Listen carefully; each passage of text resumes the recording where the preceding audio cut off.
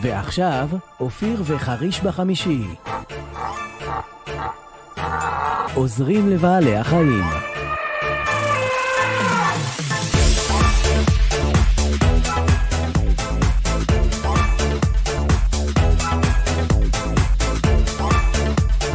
כן, אופיר, הפעם פינתנו למען בעלי החיים מוקדשת לחתולים לרגל יומם. היום, איך אתה שמת לב איך עברה מהר שנה? הגענו שוב ל8 באוגוסט, יום החתול הבינלאומי. רגע, אתה חושב שאני הולך לפי יום החתול? כאילו עם כל הכבוד לחתול.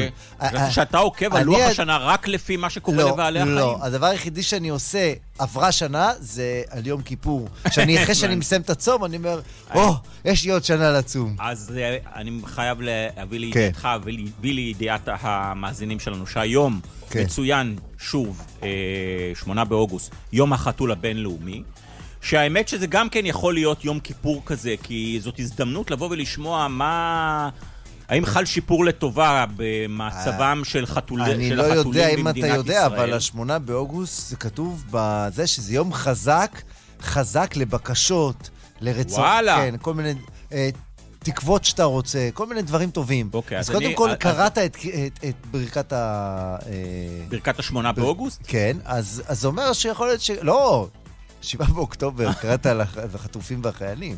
נכון. אז איך אומרים? אני מקווה שזה יישמע למי שצריך לשמוע את זה. והנה, גם יום החתולים. אז בוא נשמע, אבל מה קורה עם החתולים? מיהו? בשנת 2024, ומי יותר מתאימה בשביל לספר לנו מה קורה עם הלוחשת לחתולים? אלה אביני, יושבת ראש עמותת נוח. מה העניינים, אלה? היי, מה שלומכם? שלומנו בסדר, שלומנו בסדר. יום חתול בינלאומי שמח. הוא לא תמיד שמח, אנחנו צריכים לעשות שיהיה שמח. לשפר אותו. לחתולים וגם לנו. נכון. וערב טוב לכל המאזינים. אני ככה שמעתי קצת את השיחה שלכם לפני, ואכן 8/8 זה יום חזק. ויש אפילו מין אמונה כזאת שאם מתחילים משהו ביום הזה, אז הוא הולך להיות מאוד חזק וגם מביא הרבה מזל. וואו, אז הנה, זאת הזדמנות מצוינת. אולי נביא מזל לחתולים. רגע, זה קשור ל9 נשמות? לא, זה קשור למצוות ומעשים של אנשים, שככה אני ממליצה היום, עוד לא מאוחר, עוד יש אור יום, להתחיל לשים אוכל ומים לחתולים, לחתולי קהילה. רעיון נפלא, באמת רעיון נפלא. וזה יביא הרבה מזל ופרנסה ואושר. מים גם מסמלים, פרנסה, אושר, אז בכלל, כן, לשים קערה גדולה של מים וקצת נשנוש לחתולים, וזה יגיע בהפוכה. נכון, זה יגיע במזל טוב ובהרבה בריאות, קודם כל לחתולים, וחשוב מאוד כמובן להחליף מים כל יום, כי חתולים לא שותים מים שהם לא טריים. כן, הגיוני. למה שישתו מים מאופשים? רגע, איך הם מזהים מים טריים? בוא נקרא לזה כך. פשוט מחליפים כל יום. כן. רגע, מים אתמול הם לא יושתו מזה? הם פחות שותים מים שהם לא טריים. למשל, אצלי אני בבית מחליפה מים לחתולים שלי בבית פעמיים ביום לפחות, ובחוץ אני מחליפה כל יום. ואם המכל פלסטיק קצת מתקלקל, או נהיה כזה לא טרי, אז פשוט מחליפים אותו למשהו אחר, את הפלסטיק הישן שמים במחזור, וככה זה עובד. וכמובן צריך להקפיד, להכיל בפינות האכלה, ולא בצורה שלא תעורר אנטגוניזם מצד מי שפחות מתלהבים מהאקט הזה, כדי שאפשר יהיה לחיות בהרמוניה עם כל השכנים והתושבים שבסביבה. אבל כן, זה בהחלט חשוב במיוחד עכשיו בימי הקיץ הלוהטים, לדאוג להם. אלא, אם אנחנו מסכמים את השנה החולפת, היא בסימן שיפור לחתולי... טוב, אנחנו מתייחסים כמובן בעיקר לחתולי הקהילה, כי נקודת המוצא, גם החוקית וגם ההגיונית, היא שחתולים שנמצאים בבתים אצל בעליהם, הם אלה ששפר מזלם וזוכים ליחס מצוין. בהחלט. תראה, זה מאוד מאוד תלוי השיפור הוא מה שנקרא למי שבאמת בר מזל, כן? למשל, אם חתול נולד בעיר שיש לה עירייה, וראש העיר שדואג לחתולים, ומשקיע בעיקורים וסירוסים, ומשקיע בפינות האכלה מסודרות, אם יש אזורי סכסוך, ואפילו מחלק אוכל למאכילים שנותנים את האוכל הזה לחתולי קהילה בתוך העיר, אז מזל, אז החתולים האלה נולדו במקום הנכון. אבל יש חתולים שנולדו במקום פחות נכון. אני בדיוק עכשיו קיבלתי תלונה שלמשל כל האזור של מלונות ים המלח, מצב שם על הפנים, ממש קטסטרופה, וחתולים שם לא מקבלים לא אוכל ולא מים, לדוגמה. אוקיי? ואפילו פה במרכז העיר, במרכז הארץ, גם יש מועצות שפשוט לא דואגות בכלל לחתולים. אז זה ממש תלוי אם לחתול יש מזל שהוא נולד במקום שבו יש יותר מודעות ורצון לסייע או לא. זה בתכלס הסיפור. למה כן. זה לא? למה זה לא? הרי דיברו על לקראת הבחירות לרשויות המקומיות, הרבה באו ונפנפו בטיפול בבעלי חיים ושיפור הטיפול בחתולים גם. אין שינוי שנראה בולט בהקשר הזה? כרגע אנחנו לא רואים ממש שינוי, זאת אומרת אנחנו רואים שינויים מאוד נקודתיים, שאכן היו באמת ראשי ערים שנבחרו והם כן עושים, אבל עדיין זה לא מספיק, זה מאוד מאוד לא מספיק, וגם שמדינה בעצם מחלקת כספים לרשויות המקומיות עבור עיקורים וסירוסים, עדיין מה שקורה שיש חלק מהרשויות שפשוט לא ניגשות לקולות קוראים. זאת אומרת, כל קורא נכון שהכסף הוא מצומצם, ובאמת לא נותנים את זה לכל רשות מקומית שמבקשת, ולא באותה כמות שמבקשת. אבל מי שלא ניגש בכלל למכרז של משרד החקלאות, שהוא נותן בעצם מייצ'ינג 50-50, זאת אומרת ש50% הרשות מקומית צריכה להקים מבחינת הכסף, אז מן הסתם גם לא יקבלו שום דבר. ברור. ועדיין יש כאלה. כמו עם ההוא בלוטו שלא מילא ולכן גם לא זכה. נכון, אבל במקרה הזה החתולים לצערי לא יכולים למלות לא לוטו ולא לגשת למכרז. נכון, נכון. תגידי, אם כבר החתולים לא יכולים לבקש ולפנות, אבל נניח שאני תושב עיר שבה אני לא מרוצה מהאופן שבו הרשות המקומית דואגת לחתולי הקהילה, מה בעצם אני יכול לעשות? פשוט להתקשר למוקד, לפנות, לכתוב לראש העיר, לפנות אליכם? איך אני יכול לעורר מודעות ועל ידי כך לשפר את היחס של הרשות המקומית לחתולים אצלי בעיר? אז קודם כל אני ממליצה להתארגן. אני בטוחה שיש לא בן אדם אחד, אלא כמה אנשים בעיר כזאת. להתארגן, גם לעשות הפגנות, גם לכתוב, גם לעשות עצומות, ובעיקר להציק, להגיע לישיבות מועצה, ולהציק, פשוט להציק, עד שאותו ראש העיר, כי בסופו של דבר מי שמחליט זה ראש העיר, יתחיל להבין שיכול להיות שיש פה קבוצה די גדולה של תושבים, שהיא פשוט בבחירות הבאות לא ממש לא יצביעו בשבילו, וגם יקלקלו לו קצת, מה שנקרא. טוב, אבל הבחירות, את יודעת, זה 5 שנים נכון. מעכשיו, זה פחות שיקול. אבל כן, מה שאת מתארת זה באמת נשמע כמו פתרון.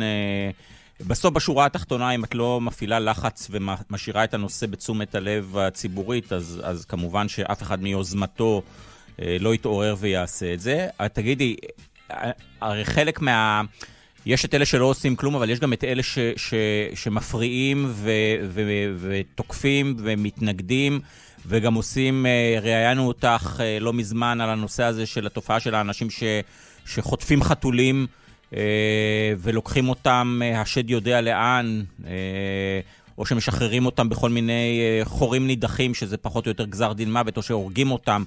מה היום אני יכול לעשות בשביל להתמודד עם התופעה הזאת של אנשים שמתנכלים לחתולים ולמאכילים שלהם? אז קודם כל, יש הרבה מה לעשות. קודם כל, אסור לשתוק, ואסור להיכנע לכל האלימות הזאת. אחד, קודם כל, חשוב מאוד לתעד, זאת אומרת, לצלם סרטונים, אפילו לשים מצלמות במקומות מסוימים. להקליט שיחות, אם יש הודעות למשל בקבוצות וואטסאפ של דיירים שהם, או יש שם איומים או יש שם לשון הרע נגד אותו מאכיל, אותו מעסיק יכול לפנות לבית משפט ופשוט להגיש תביעה על פי לשון הרע, כי הרבה פעמים אנחנו רואים שבעצם בקבוצות וואטסאפ של דיירים או של ועד הבית, מתחילים שם דיונים, והדיונים האלה יורדים לאיומים, הם יורדים לשקרים, להכפשות, להשחרות של שמות של אותם מאכילים, וזה מה שאנחנו ממליצים לעשות, אפילו אפשר לעשות את זה גם בבית משפט לתביעות קטנות, לא צריך לקחת עורך דין. מישהו שיעזור לכם בתביעה, בניסוח התביעה עצמה. תביעה נזיקית כמובן, זה עולה כסף, הלשון הרע עולה כסף בישראל, זה לא חינם, למי שעושה את זה. מבחינה פלילית, קודם כל, איומים זה עבירה פלילית, צריך לגשת למשטרה, רצוי לעשות את זה לא בצורה מקוונת אלא פיזית, לגשת לתחנת משטרה ולהגיש לה על איומים, לקחת אישור בהגשת התלונה, זה מין מסמך כזה שנותנים במשטרה, שבעצם יש שם את כל אישור הפרטים. הגשת תלונה. כן, וכמובן לפנות אלינו, אנחנו גם מדריכים אנשים כאלה, אנחנו מקבלים מדי יום פניות כאלה, ואנחנו מדריכים מה לעשות. אם התלונה נסגרת אפשר להגיש ערר על סגירת התלונה, אנחנו הגשנו עררים ותלונות נפתחו, ואותם חשודים נחקרו. אומנם זה לא תמיד מגיע לכתב אישום, אבל אחד שנחקר באזהרה במשטרה, ובפעם הבאה אם הוא יתפס הוא כבר יעצר וכן יהיה כתב אישום, זה פחות נעים. מן הסתם. כן. טוב, חשוב גם להגיד, אנחנו ראיינו את עורכת הדין ענבל קידר, היועצת המשפטית שלכם, שהסבירה פה בצורה ברורה שחוקי להאכיל חתולי רחוב, ולא רק שזה חוקי, אלא אסור למנוע ממני, לא ניתן למנוע ממני לדאוג לחתולי רחוב ולהאכיל אותם, וזה לא חוקי למנוע מחתולי הרחוב את המזון, זאת אומרת, מי שלוקח ומעיף את האוכל של החתולים ומסלק את זה, הוא זה שבעצם עובר על החוק. רק צריך להקפיד לא לעשות את זה במקום שמהווה מפריע או מהווה מטרד, אלא במקום שהוא יותר לא במרכז תשומת הלב, אלא במקומות מתאימים. כן, מקום טבעי. אני רק רוצה להוסיף שעמותת נוח היא בעצם העמותה היחידה שבעצם מנהלת מאבקים משפטיים נגד מתעללים בבעלי חיים ובעיקר בחתולים. ואנחנו השנה הגשנו וניהלנו הליכים משפטיים של 4 תביעות לצווי מניעה, ואנחנו קיבלנו את הצווים האלה, זאת אומרת, אותם מתעללים ואותם אנשים שפגעו בחתולים, לגדו אותם בניגוד לחוק, הרסו פינות האכלה, הרסו מים, הם בעצם, יש נגדם כרגע צו מניעה, שזה צו קבוע לכל החיים.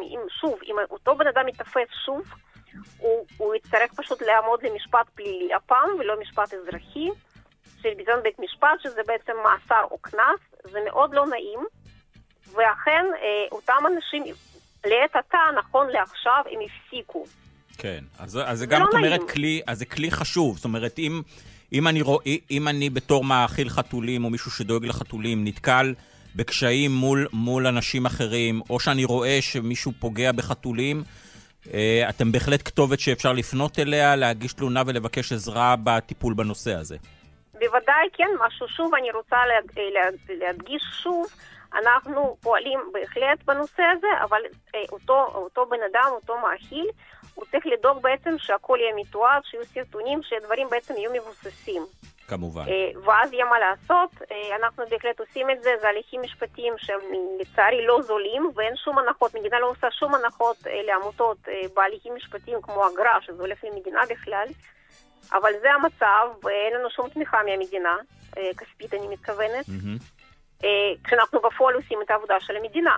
בוודאי. המדינה לא עושה את העבודה, אז אנחנו עושים אותה ולא מקבלים שקל מהמדינה בנושאים האלה, ולכן חשוב מאוד שאכן אנחנו נקבל את כל הפרטים ואת כל הסרטונים ואת כל התיעודים בעצם של התעללות שמתרחשת או עלולה להתרחש, ואנחנו כבר נבחן את הנושא הזה ונבחן כדי לפעול בצורה כזאת שההתעללות הזאת תיפסק. טוב, אנחנו, האמת, זמננו לפני סיום, רציתי עוד לשאול אותך, אני נתקלתי בפרסום שלכם לגבי הנושא של המתחמי פינוי-בינוי, שהאמת שגם נוגע לחתולים, אנחנו זוכרים את הסיפור של חתולי דיפלומט, שהיה שם צריך לפנות את המלון ולמצוא להם סידור. אני מבין שבעניין הזה גם יש התפתחות בכל מה שקשור לטיפול, דאגה לבעלי החיים, כולל החתולים, במקרה של פרויקטים של פינוי-בינוי. בהחלט, יש תהליך מסוים שאנחנו מדריכים את המאכילים וגם את הקבלנים איך להזיז בעצם את פינות האכלה ממקום המסוכן שעומד להרס, יש כבר מדיניות כתובה ומאושרת של עיריית הרצליה, שכוללת לא רק את החתולי קהילה, אלא גם חיות בר שגרות ממש לידינו. כן, גם חשוב. היא כבר אושרה, כן, היא כבר אושרה לפני משהו כמו חודש. עיריית תל אביב גם יש לה מדיניות שאושרה, גם בנוגע לא רק לחתולים, אלא גם לחיות בר. כל זה בעקבות הפרויקט התקדימי של עמותת נוח שהתחיל לפני 3 שנים, וכבר היום יש רשויות מקומיות שבעצם אימצו את הקריטריונים שלנו ואת כל התובנות שלנו, שזה אנחנו מאוד משמח, ומצד שני גם צריך לפעול מול רשויות נוספות שאנחנו עושים כרגע. שזה גם משהו שתושבים, הם לא צריכים לחכות שהקבלן יפנה אליכם, הם יכולים, אם הם יודעים שיש אצלם תמה בבניין, הם בהחלט יכולים לבוא ולהגיד לקבלן, לעורכי הדין שמטפלים בפרויקט, אנחנו רוצים שכחלק מהנושא של הטיפול בתמה, יהיה גם טיפול בנושא הזה של דאגה לבעלי החיים שבמתחם. בהחלט, כרגע המדיניות הזאת לא נכנסה לתוקף באופן מלא, כי הם עושים את זה בדרגתיות, זה עוד לא חובה, אבל עוד שנתיים זה בהחלט יהיה חובה, כי תנאי ליתר בנייה, אז בעצם זה יהיה כבר תנאי, זאת אומרת, זה כמו תנאי של בטיחות או כל דבר אחר. כן. אבל גם עכשיו אנחנו פועלים מול יזמים ומול קבלנים, שבעצם עושים איתנו שיתופי פעולה, והם כן מממנים את כל הנושא הזה של פינות החלה, של פינוי של חיות בר, ככה שבעצם יש כבר מודעות, זאת אומרת, המודעות מתחילה מהשטח, ויש כבר קבלנים שעושים את זה באופן התנדבותי, למרות שכרגע המדיניות עוד לא מחייבת אותם. היא תחייב אותם עוד שנה-שנתיים, אבל עכשיו עוד לא. כן. אבל זה בהחלט מעביר מסר מאוד מאוד ברור, שבעלי חיים זה לא יפקר, ואי אפשר סתם ככה להרוס בניין על ראש של קיפודים, על חתולים, על ליטאות, כן, ולהרוס קירות עכשיו עם הטליפים שמתו. אז בהחלט זה כן התקדמות. אני כן רואה התקדמות, אבל צריך עוד הרבה מה לעשות כדי שבאמת אנחנו נגיע למצב שהוא יהיה סביר. אוקיי? כרגע המצב הוא לא סביר. אני לא מדברת טוב, אני מדברת סביר. אלא, אנחנו לפני סיום, במשפט אחד, בתור מי שנבחרה להיות פה נציגת החתולים לרגל יום החתול הבינלאומי, איזה מסר בשם חתולי קהילה בישראל את רוצה למסור לציבור? אני רוצה ככה שציבור יסתכל קצת מעבר לסטיגמות, ויראה בחתול חיה כל כך נפלאה וכל כך עדינה וכל כך חכמה, וינסה לחשוב קצת מחוץ לקופסה, ולא להתעסק בסטיגמות ובשנאה, שהוא יותר יתעסק באהבה ובעזרה, כי באמת חתולים תלויים בנו, הם חיים איתנו, בגלל זה נקראים חתולי קהילה, כי הם חיים בתוך קהילה. וקצת לפתוח את הלב, זה לא עולה כסף, לשים מים לחתולים, זה לא מאמץ כזה גדול, וזה עושה כל כך הרבה, זה בעצם מציל חיים. בוא נסתכל על הדברים עם קצת יותר אהבה וקצת פחות שנאה. אמן, אמן. זה אחר כך עובר גם להתנהגות בין בני אדם, למי שלא מספיק לו שהוא גם דואג לבעלי חיים, אז מי שדואג לבעלי חיים גם אחר כך הופך להיות בן אדם טוב יותר, וגם ביחסים שלו מול בני אדם אחרים. אלא אני מקווה שבפעם הבאה שאנחנו נשוחח איתך, תוכלי לדווח על עוד שינויים לטובה במעמדם ומצבם של החתולים בכלל ובעלי החיים בפרט. המון המון תודה שדיברת איתנו. יום החתול הבינלאומי שמח. אלה אבין, יושבת ראש עמותת נוח, ותודה שוב על כל מה שאתם עושים. תודה לכם שאתם ככה מעלים בכל תוכנית את הנושא של בעלי חיים. אנחנו נהנים בעיקר לדבר איתך גם, אז זה... תודה רבה. ביי, אלה, להתראות. ביי ביי, תודה.